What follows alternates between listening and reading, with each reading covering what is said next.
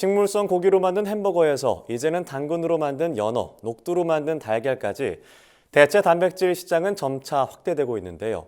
특히 대체육의 경우 2040년에는 일반 육류 시장 규모를 추월할 것이란 전망까지 나왔습니다. 김하은 기자가 전합니다. 불 위에 노릇하게 구워지는 햄버거 패티. 언뜻 보면 일반 고기와 다를 바 없어 보이지만 식물에서 고기와 유사한 단백질을 추출해 만든 대체 단백질 식품, 일명 대체육입니다. 2009년 비욘드 미트가 식물성 대체육 햄버거 패티를 출시한 이후 대체 단백질은 유제품, 해산물로도 확대되고 있습니다.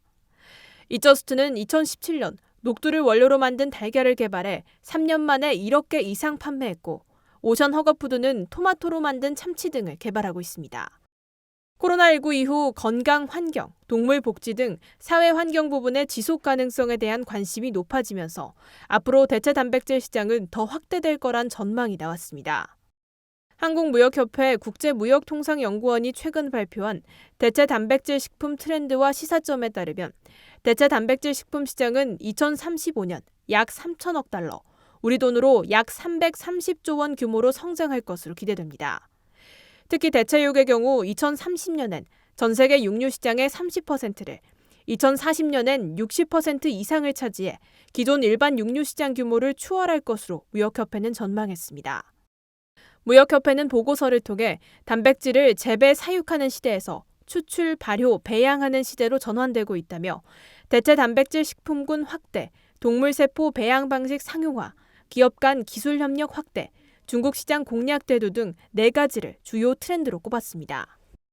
특히 대체 단백질의 생산 비용 절감과 중국 시장의 수요 증대가 대체 단백질 식품 시장의 촉매제로 작용할 것이라고 내다봤습니다.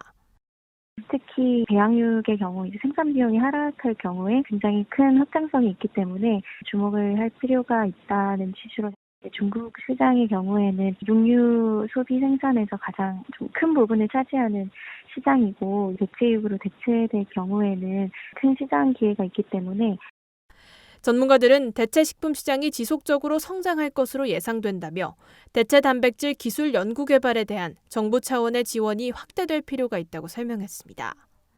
또 농산물 등 식물성 원료를 활용한 대체 식품 수요가 늘어나면 우리 농산물의 판로 확보에도 도움이 될 것으로 기대된다고 덧붙였습니다.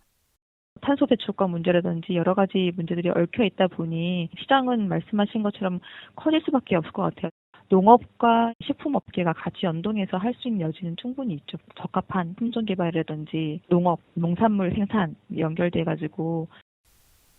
한편 향후 대체육 시장과 기존 육류 시장이 경쟁 구도를 형성하면 국내 축산업계 입지는 점차 줄어들 수밖에 없다는 우려 섞인 목소리도 나오고 있습니다. MBS 김하은입니다.